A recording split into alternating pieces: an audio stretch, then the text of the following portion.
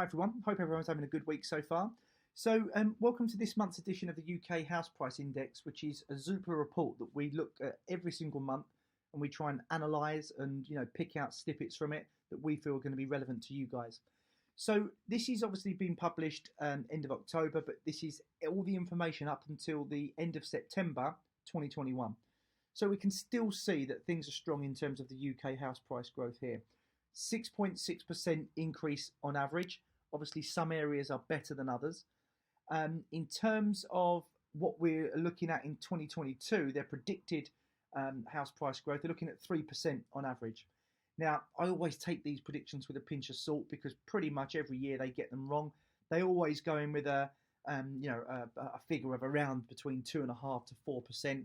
So they sort of come out with this particular average, but the reality is, without going into real detail on it, there's just no way of knowing. I personally don't think it's going to be 3%, and we'll come on to that later.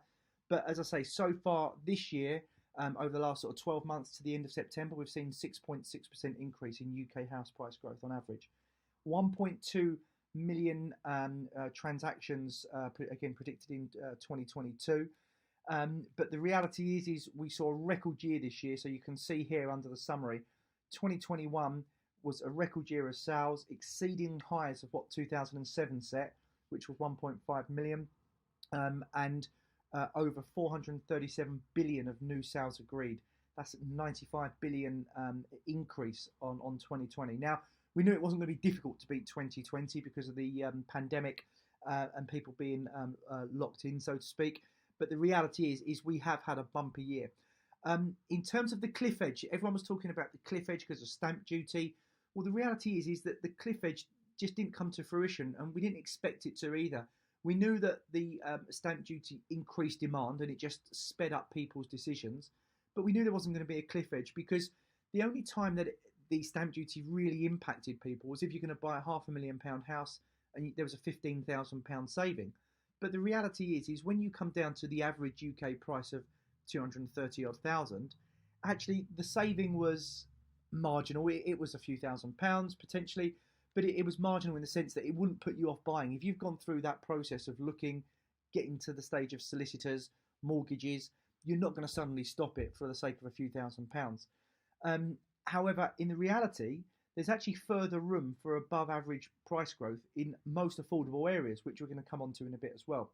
However, there are some things we've got to think about, and Zoopla does hit the nail on the head here. The potential headwinds are going to be higher living costs, which I don't think is going to have too much of an impact, but that is something we've got to take into consideration now, especially in the news. We've got things about energy prices. We've seen obviously a petrol crisis, which was probably self-caused, if I'm honest. One of the things about the petrol crisis that people think about or forget to think about, I should say, is when they were going to the petrol stations and they were seeing the petrols run out. Well, if they're selling 8,000 gallons a week typically, the petrol stations were reporting 24,000 gallons being sold a week. So actually, the petrol was still there. People were just buying it quicker than ever. So and we see things like this all the time. I remember back as a teenager, there was a petrol crisis, people queuing outside. But there wasn't any less petrol. It was just a self-fulfilling prophecy, made by the media. That was the reality of it. And in terms of, higher living costs, well, yeah, energy prices have gone up, but we see a lot of the time these things are short-lived, especially as we go through the winter and come out the other side through the spring. We should see that these are only sort of 6 to 8 months, worst case, and then we start to get into the spring and summer months. So I don't think these are going to have a dramatic impact. What will have an impact is increased mortgage rates. That is one of the fundamentals that is a longer term figure rather than just the short term higher living costs and petrol and things like that. So I do think mortgage rates are going to have an impact, which again we're going to come on to in a bit. They do expect UK house price to slow to 3%, but that's still 3% increase in their opinion. I think it's going to be a slight bit higher than that, and again I'll explain why. Demand, again, you can see here, demand is sort of well above the actual flow of supply. Flow of new supply, we're still reeling from the pandemic, and things are a lot slower. Things are a lot more expensive to build at the moment. So what we're seeing some developers do is actually just down tools for 6 months and wait, because if you've got a site which makes 15 to 20% profit, which is kind of the basis that they work on, and you suddenly have got a huge increase in costs, which means you're only down to 5% profit, they won't do it. They just won't do the site. You might as well wait. There's no point in committing to that site and start putting a spade in the ground, so to speak, if you're only going to make 5%, because a slight fluctuation either way, suddenly you're making nothing on the site.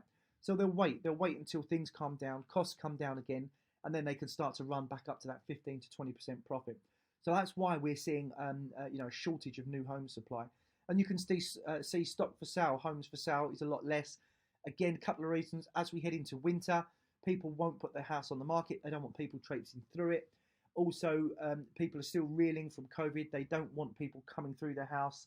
So they just won't put it on until we start seeing next spring again. So I see this graph, every month we're going to do these things. And I see this being pretty consistent month in, month out, at least for the next 6 to 8 months. Now, as we head down, let's go into a bit more detail about no cliff edge. Now, as I mentioned, we didn't expect a cliff edge. We've said this in our webinars previously. It's not that we're sort of, in hindsight saying we didn't expect it. We've actually said this.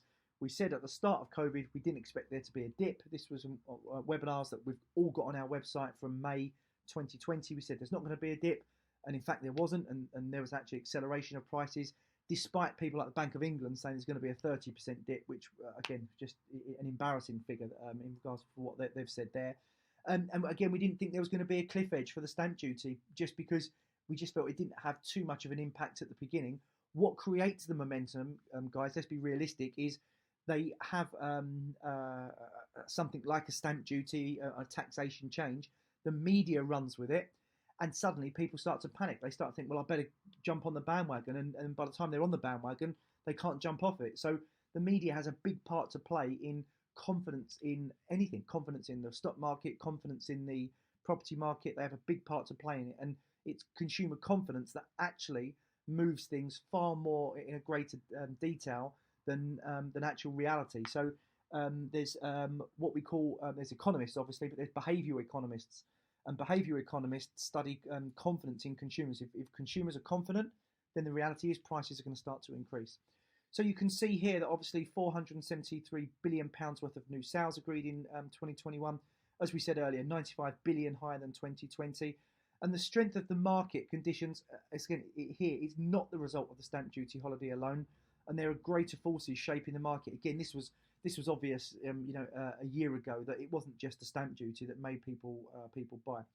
So where are we looking? So this is what they're looking at, about a 5-year average here. So London is obviously the least. We get that. We understand it.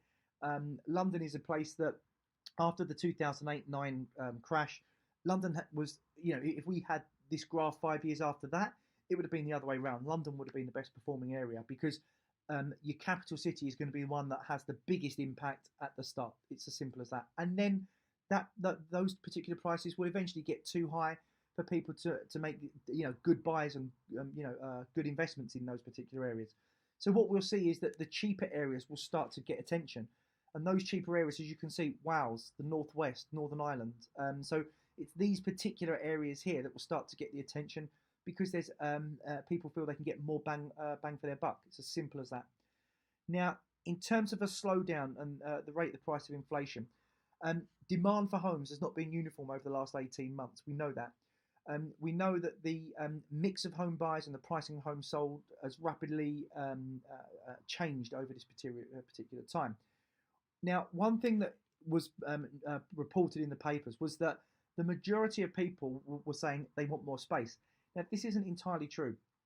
The reality is that when people were locked down, they wanted different. It wasn't just more space. If you were a family with 1 or 2 children in a flat and you felt that you were cooped up, 100%, you were looking for places with a garden. So just in case we had some long-term lockdown, the kids could get out and get some air. But if you were someone living at home with mum and dad and you were in your mid-20s, you felt cooped up there, regardless of the fact that if you've got a garden. And what we've noticed is that demographic, that younger demographic, have been so hell-bent on getting into the city centres because they want to be closer to friends, closer to a social life. So we've noticed a change in demographic, whereas people would have slowly changed over the period of 6 months, a year, or a few years. what we've noticed, there's been a rapid change. People that were in the city centre and they thought that over the next couple of years we'll get out and have a garden, they made that change. The people that were, living at home still potentially, and again, they might move into the city centre closer to their job, or younger demographic, they made that change quicker. So we've noticed a big change in demographic from city centre going out and from outside coming into the city centre. Because the reality is the city centre will always make more growth over a longer term than the outskirts. It will always be city centres that have that big increase in the growth price. But the demographic that we're seeing coming in have got disposable income, and they want decent apartments, and they want great apartments and good quality apartments now. And that's what we're finding when we let our apartments in the city centres. So you can see here, again, buyer demand to mid-September over a 5-year average is 28% increase. The current momentum is going to outweigh the emerging headwinds. Now, let's talk about the headwinds in more detail. They've spoke here about larger prices in terms of energy prices and inflation and, of course, higher cost of living. But the reality is typically inflation is because people have got more money in their pockets. So I think that that headwind is going to be short-lived. But what I do think is that there's going to be, at some point, an interest rate rise.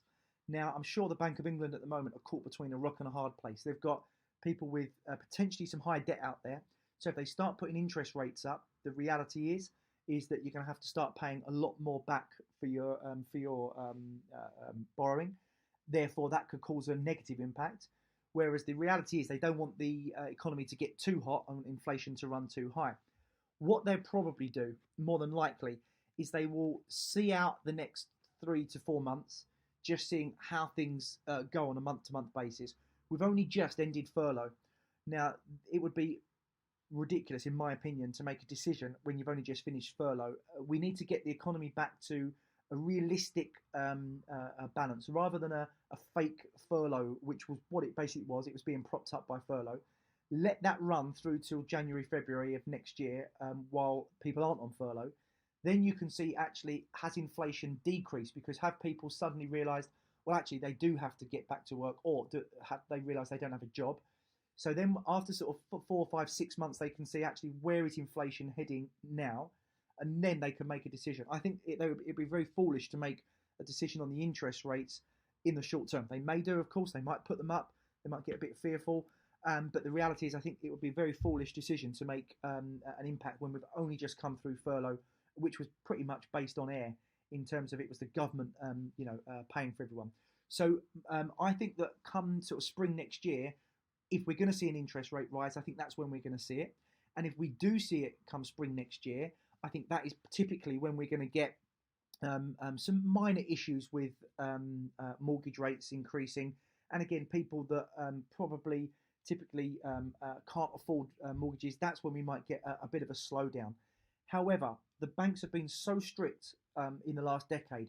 It's not like it was a Wild West back in sort of like the early 2000s, where you could self-certify and you could literally get a mortgage on the back of you going into a bank and saying, I own this, I self-certify, and no problem at all.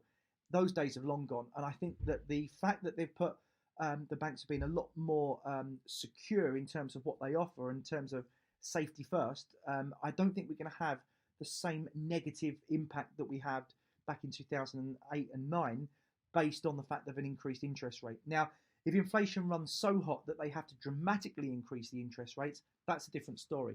But I don't see it being like that. I think we're going to have a slow increase of interest rates over the coming years. Mortgage rates will tick up slightly, but the reality is I still think we're going to have a decent return on our investments. I think we're probably going to still look at 4% increase in the property market over the next year or two, and then it will start to go to 3s and 2s and so on. But I still see there being a positive push forward. But you can see here, as I say, the main headwinds that they've established here, of course, inflation, tax increases in 2023. We've got a Tory government. It's not a vote catcher for the Tory government to put high tax rises on. They have put some on, and they've kind of pushed boundaries with that, but I just don't see it happening for the longer term. And as we come down here, this is a good graph as well. You can see that the least affordable and potential year-on-year growth. So obviously the least affordable is London, but it's also pretty low in terms of the year-on-year growth. However, as we come to the most affordable areas, We can see here Northwest is up here, which is great. It's where we recommend all the time. Again, Yorkshire as well. So we've got sort of your Leeds, your Liverpools, your Manchesters. But also they're predicting decent growth in that area as well. So we're still adamant. Again, we've got Wales here again, which is predicting slightly higher growth. I personally still feel more confident in the Northwest in terms of the major cities such as the Manchesters, the Liverpools, the Leeds, Sheffields and so on. So as you can see here, there's further room for growth in the affordable markets. And again, the Northwest is still affordable based on, that would be based on wages and affordability. So the pandemic impact on the market is further to run. Yes, it does. And I think that's going to be, for me, it's going to be the construction side of things. You've said here that we believe the impact of the pandemic is further to run in 2022, supporting market activity and sales volumes. And again, for me, it's all about the reality is that the home supply will be dramatically reduced. And that is key for me. And again, you've got here, we've got one particular survey that you've got 22% remain eager or very eager to move home in the next 18 months because of the pandemic. But as I say, that doesn't just necessarily mean people want space. We've got here a desire to move between younger households and growing families. So you've got people who are settled in their current home, eager to move to be located in a city. So you've got, that will be the younger demographic who are eager to move into a city. And you've got the demographic that I've mentioned previously. They'll be eager to get out to a bit more suburbia and get the gardens. And again, people are going to see how their work life is dictated. So if you've got a company who says, look, no problem, you can work from home as much as you want, people potentially won't have as much need to move closer to their work and they can sort of choose where they live. However, you may have a lot of companies are now saying, get back to work, get back to the office because we've seen a dip in productivity. So again, from those side of things, we're going to see people having to get closer to their work because obviously they might not want to commute. I personally noticed the roads are a lot busier driving into London and the trains are a lot quieter. If I go in at a rush hour getting into London now, I've probably added 50% of my journey, whereas the trains are probably 50% less capacity from what I've seen with my own eyes. I can't comment on every row, but in terms of what I've seen, you know, whereas before, 7:30 in the morning, you'd never get a seat on a train. Now, no problem at all. So as I say, we've got those particular people who are working at a hybrid, where are half home, half at work. Again, that's going to sort of change as well. So you can see here, guys, look, you know, as we head down to the late 80s, you can see this was the dramatic number of residential transactions. This was, of course, the Thatcher years. Things are let off the leash, council house, people could buy their own council houses. So again, that was a boom time. But again, we saw sort of like late 2007, 8 and so on. And we're seeing a similar kind of thing now. We'll never get back to what it was in the late 80s because, again, we won't see something like it again where it was such a dramatic change. But again, you can see here, we've had an absolute bumper year in the number of transactions. As we've covered already, look, the higher mortgage rates will impact buyer activity in terms of affordability and what they can afford. It's when the interest rates have started to sort of pick up to the 2-3% plus in terms of what the Bank of England set, then the mortgage rates start to hit your 4-5% plus. That's when we'll see a dramatic increase. But I just don't see that happening yet. In terms of the interest rates, as I say, I don't see, and I hope that they don't change anything until at least spring next year, to get furlough out of the system. But we can see that the stress test, this is where new borrowers, so since 2014, most new borrowers have had to prove that they can afford a higher stress mortgage rate. This is what I feel is going to protect the market. This wasn't there in pre-2009, 2008 times. But again, they've got to provide higher affordability rates to prove they can get a mortgage. And we're seeing that day in, day out. If someone's on the brink, they're not getting a mortgage. It's as simple as that. So they're looking here. Mortgages will reach 3% by the end of 2022. Highest level since 2015. But as you've got here, it's still low by historical standards. So that's why we still see the market pushing on. Now, as we sort of come to the regional areas, the best thing to always look at, as I say, is right the way down at the bottom of this report. It shows here, again, what's performing. Liverpool, over 10% again. Manchester, 8.7%. Sheffield, Belfast, Nottingham. It's still the same cities, month in, month out, that are having that dramatic increase. So for those of you guys who have got good deals in Liverpool or good deals in Manchester at the moment, or you bought 4, 5, 6 years ago, you've had a great run this particular year, and we still think that's going to continue month on month. Overall, guys, things are still looking positive. Okay, it's not like it was a year ago when we felt that there was going to be a huge increase, but there is still room for manoeuvre. There's still great opportunities out there, and if you can secure a really solid price now in a city where we've got something that's really undervalued or really below market value, snap it up, because there's some great opportunities out there. What I would say though is don't get too hit up on the income side. Some people are still thinking there's 8 or 9% year on year net income to be made in a city centre on a traditional let. It's not there, guys. That ship has sailed. But once you realise that you're combining 4.5%, 5% income with 4.5%, 5% growth on average, you're still getting that 10% a year, which is far more than you're making in your bank or most other places. So good luck, guys. Have a great rest of the month, and anything you need, feel free to call in.